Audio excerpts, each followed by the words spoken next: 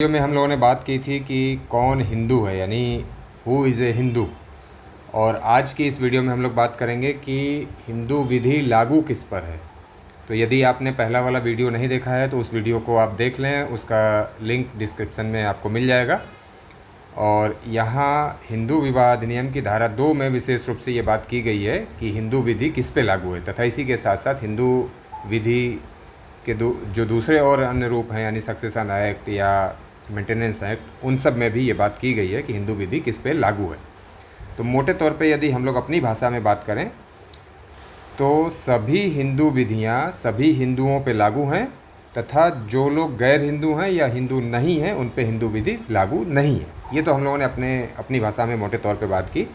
लेकिन अब formal way में अगर देखा जाए कि किन किन लोगों पे हिंदू विधि लागू होती है, तो सबसे पहला, जो लोग हिंदूज़ हैं, धर्म से हिंदू हैं, उनके ऊपर हिंदू विधि लागू है।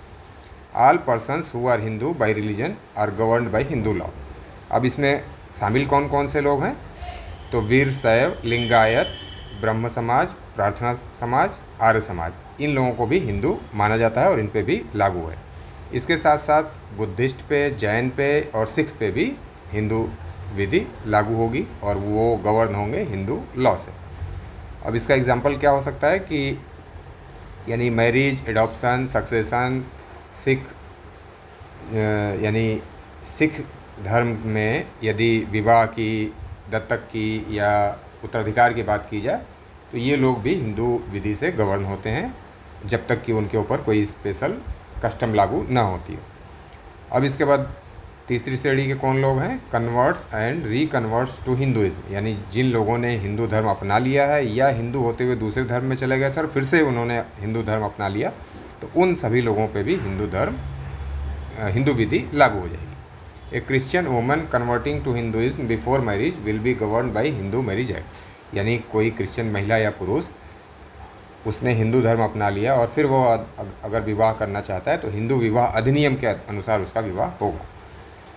अब इसके बाद जो बच्चे जन्म लेते हैं, यानी अपने हिंदू माता पिता के यहाँ, वो तो बाई बर्थ हिंदू हैं, लेकिन जिनके माता या पिता में से कोई एक हिंदू है और कोई एक दूसरे धर्म का, यानी क्रिश्चियन है, पारसी है, जीव है, मुस्लिम है, और ऐसे बच्चे का लालन पालन या परवरिश होती है हिंदू के रूप में, तो वो बच्चा जो होगा उसके ऊपर भी हिंदू विधि लागू हो जाएगी। अब इसके संबंध में केस लॉ की बात की जाए तो अब्राहम वर्सेस अब्राहम का ये 1863 का पुराना मामला है। इंडियन अपील्स में प्रीवी काउंसिल ने क्या डिसाइड किया कि कन्वर्जन का प्रभाव क्या है और जो व्यक्तिगत विधि है, वैयक्तिक विधि है, वो कैसे इन लोगों पे भी लागू होगी। इस तरह की बात इस केस लॉ में समझाई गई। Persons not Muslim, Christian, Parsi और जीव, यानी इन पे भी लागू है, जो कि मुस्लिम नहीं है, क्रिश्चियन नहीं है, पारसी नहीं है और जीव नहीं है, यहूदी नहीं है, इन सभी व्यक्तियों पे भी लागू हो जाएगी, यदि वो ये साबित नहीं कर पाता है कि उसके ऊपर कोई दूसरी विधि लागू होती है। तो इन चार के अलावा जो व्यक्ति हैं, इन सभी पे हिंदू विधि लागू हो जाएगी। अब इसके बाद shall be govern by Hindu law unless proved otherwise, जब तक वो दूसरे किसी रूप में साबित नहीं करता है तब तक ऐसे सभी व्यक्तियों पे, यानी चार के अलावा जो भी व्यक्ति हैं उन पे लागू होगा हिंदू विधि। Persons on home Hindu law does not apply, यानी अब उसका उल्टा कर लीजिए कि वो कौन से व्यक्ति हैं जिन पे हिंदू विधि लागू नहीं होती है। तो वो व्यक्ति होंगे मुस्लिम, क्रिश्चियन, पारसी, जीव। ये तो ऊपर हम लोगों ने देखा, इन चार लोगों पे लागू नहीं होगी हिंदू विधि। लेकिन इसके साथ साथ और कौन व्यक्ति हो सकता है? जो स्पेशल कस्टम या विधि से गवर्न होता है, ऐसे व्यक्तियों पे लागू नहीं होगा। और ये कौन से व्यक्ति हो सकते हैं? तो शेड्यूल्ड ट्राइब्स। और हिंदू विवाह अधिनियम की धारा 2(2) में स्पष्ट कर दिया गया है कि यानी अनुसूचित जनजाति पे हिंदू विधि लागू नहीं होगी। और कब लागू हो सकती है? कि आर्टिकल 366 के क्लास 25 में बताए गए अनुसूचित जनजातियों के बारे में यदि केंद्र सरकार नोटिफिकेशन जारी करके ये घोषित कर दे कि उन पर लागू होगी, तब उन पर भी हिंदू विधि लागू हो जाएगी, अदरवाइज़ लागू नहीं होगी उन पर।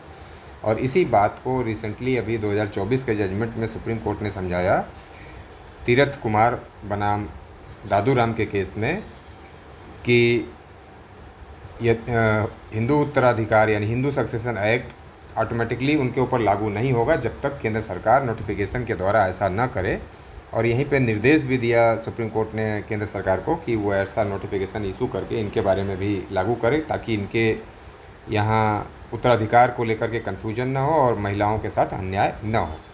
इसी तरह से दूसरा केस लॉ है लबिश्वर माझी बनाम प्राण माझी का, 2000 का केस है सुप्रीम कोर्ट का। यहाँ क्या कहा सुप्रीम कोर्ट ने, members of scheduled tribes adopting Hindu customs में in certain situations be governed by Hindu law.